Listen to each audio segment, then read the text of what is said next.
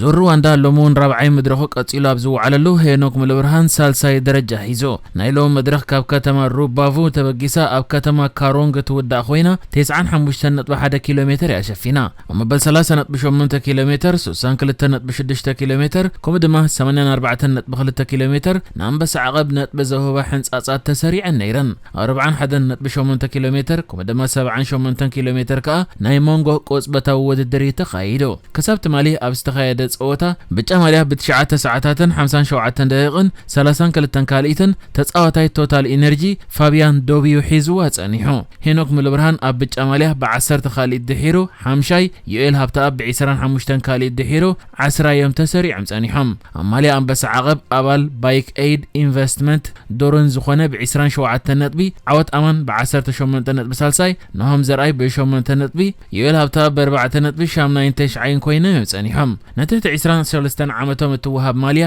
ዩኤል ሃብታብ ብ13 ካልኢት ድሒሩ መበል ራብዓይ ኮይኑ ናብዛ መድረኽ ይኣትዩ ዝበለጸ አፍሪቃዊ ተቀዳማይ ሄኖክ ምልብርሃን ዝበለጸ አፍሪቃዊ መንእሰይ ከ ዩኤል ሃብታብ ብምዃን ድማ ናብዚ ውድድር ዝኣተው ኮይኖም በጋንታ ንዳዊት የማንን ዩኤል ሃብታብን ዝሓቆፈት ጀርመናዊት ባይክ ኤድ ቀዳሚቲ ኤርትራ ብ24 ካልኢት ድሒራ ካልኢት ተሰሪዐን ነዛ ናይ ሎም መድረኽ በሓያል ፀሓይ ተሰነነን ኣካይደና ጾታ 80 ኪሎሜትር መስተልዓሎ ዓባይ ጉጅለ ንኹሎም ቶም ኣብ ቅድሚት ዝነበሩ ተቀዳደምቲ በብሓደ ከተሃድኖም ዝጀመረት ኮይና ሩዋንዳውያን ሎምውን ናይ መድረኽ ዓወት ኣይረኸቡን ኩሎም ቶም ነጾታ ከመርሕዎ ዝውዓሉ በዓባይ ጉጅለ በብሓደ ዮም ተጎቢጦም ብጫ ማልያ ዝሓዙ ቶታል ኢነርጂ ነቲ ብጫ ማልያ ዝሓዘ አባሎም ፋቢያን ዶቢ ሒዞም ኣብ ቅድሚት ኣለና በሎ አባል ቶታል ኢነርጂ ፈረንሳዊ ጆሪስ ደልቦቭ ተሪር መጥቃዕቲ ብምፍናው በዘለዋ ሓይሊ ናብ መስመር ሕንጻጽ ክበጽሕ እንከሎ ብድሕሪኡ ካብ ዝነበሩ 16 ተቀዳደምቲ አቀዲሙ ክልተ ናይ መድረኽ ዓወት ዘመዝገበ ብራዲ ግሊሞር 3 ካልኢት ድሒሩ ካልኣይ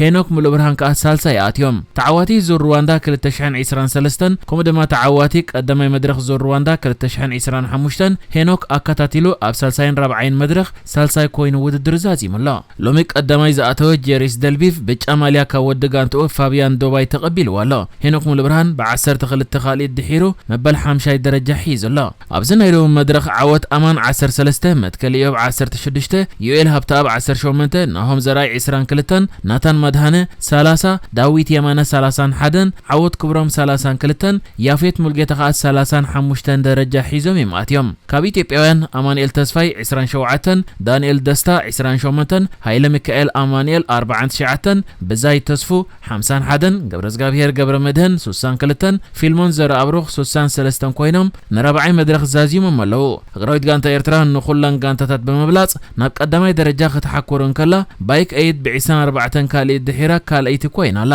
ሄኖክ ምልብርሃን ዝበለጸ አፍሪቃዊ ዩኤል ሃብታብ ከ ዝበለጸ አፍሪቃዊ መንእሰይ ዝብላ ክብሮም ድማ ሎምውን ዓቂቦም ኣለው لومي نابرأس ختم الصومال مبصح زكايدة قدمي منستر إثيوبيا أبي أحمد أما قاديشو أبزاءات واللؤوان قبرش براوي عوتو جل الشباب نابت معرف نفرتي حيالو ميسايلاتن بومباتاتن كمستوكوسة تغاليسو انتقونه اتستوكوسة ميسايلاتن بومباتاتن أبلعلي نفاريد قدمي منستر إثيوبيا أبي أحمد كونه أبلعلي كالا أكل زوردو كسارا كم زيبولي تغاليسو قدمي منستر إثيوبيا أبي أحمد لومي ناب صومال أبزبصح اللؤوان نا4 ساعات صانحوتن من رخابن مثل على وسب مزت هاجر زجبر خوينو مس بريزيدنت الصومال حسن شيخ محمود أب زجبر الزرب دما كلتي أن هاجرات أب تاون كال نقداو شركنتن أبرتي عن كسر حكم استسمع معاتا قاليزو مسرت وسيز الله حبري تخاء صومالين إثيوبيان أو تهدراو ملاي متحفار كجبره تسمعين اللواء أتي أمونجو سراويت منجست فدرال صومالين سراويت منجستي فدرال إثيوبيان تغير زل السمع خاء أقداسي سقمته نقدمي تباهيلو تقاليزو زل خوينو كلتي أمرحتي أب زتراخبلو واندما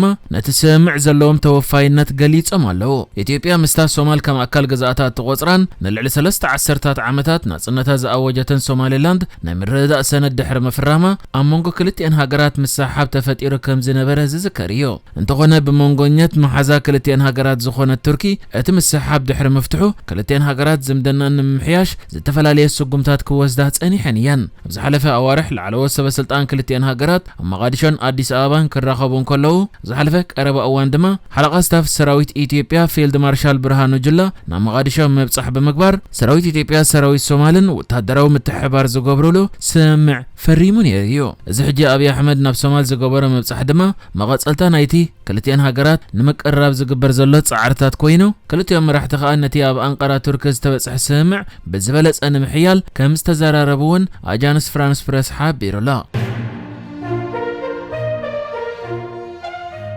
በኤርትራ ዞባ ማእከል ኣብ 2024 ሓደጋታት ትራፊክ ብ7.5 ሚእታዊት ከም ዝወሰኸ ኣዛዚ ፖሊስ ትራፊክ ሜጀር ሃይለ በራኸ ከም ዝሓበረ ብወገን ኤርትራ ዝወፀ ዜና ሓቢሩ። ኣብ ዓመተ 2024 ኣብ ዞባ ማእከል 2491 ሓደጋታት ትራፊክ ከም ዘጋጠመ ምስ ናይ 2023 ከናጻጸር እንከሎ ድማ ብ7.5 ሚእታዊት ወሰኽ ከም ዘረኣየን ከም ሳዕቤኑ 25 ሞት 634 ከቢድን ቀሊልን መቁሰልቲ ኣብ ንብረት ከዓ ልዕሊ 15 ሚሊዮን ናቕፋ ዝግመት ዕንወት ከም ዘውረደ ተገሊጹሎ። ቀንዲ ጠንቂ ሓደጋታት ተባሂሎም ተገሊጾም ዘለዉ ነጥብታት ድማ ቀዳምነት ዘይምሃብ፣ ርሕቐት ዘይምሕላው፣ መስተ ሰቲኻ ምዝዋር፣ መምርሒ ፍቓድ ዘይብልካ ምዝዋርን ሓደገኛ ፍጥነት ምህላው ከም ዝነበረን ተሓቢሩ ዘሎ ኮይኑ እቲ ዝበዝሕ ሓደጋታት ከዓ ኣብ ክልል ዕድመ 30 ክሳብ 44 ዓመት ብዝዕድኒኦም ከም ዘጋጠመ እውን ተገሊጹሎ። ካብ ዞባ ማእከል ወጻኢ ድማ ኣብ ዞባ ጋሽባርካ ብደረጃ ዞባ ኣብ 2024 ልዕሊ 361 ሓደጋታት ትራፊክ ከም ዝተመዝገበ ብሰንኮ 58 ሞት 535 አካላዊ መጉዳእቲ ከምኡውን 14.6 ሚሊዮን ናቕፋ ዕንወት ከም ዘጋጠመ እውን ተጸብጺበሎ።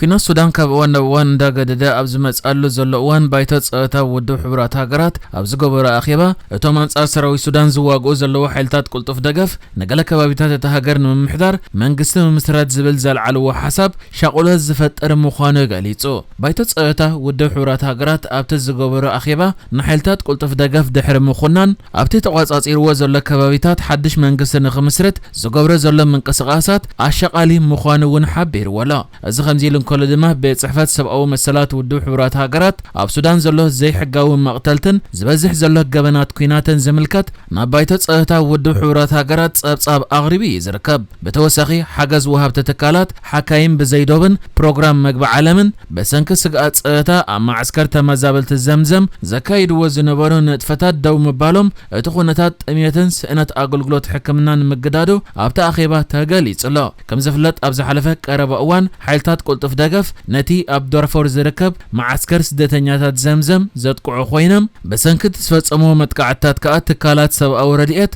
ابت معسكر زنبرم نطفتات ጣጣው ከብሎ ከምስተገደዱ ተገሊጹ ነይሩ። حالتات قلطف دغف اب رئيس ختمه سودان كارتوم سعرت اب زغطملو زله غزي ناب دارفور ينسحب كم زله زحبر كوينو ابت زحزو كبابيتات دارفور دما رؤسو زخاله ناتو منغست كمسرت دليت كم زلو بزر ملكع اب زحلفه قربا معلتات مسغله بوليتيكاوين حالتات سودان سمع كفرم تراي نيريو نحجز تدالو الزيناتات ازينيرو بكالك سب نرغب سلام نعخم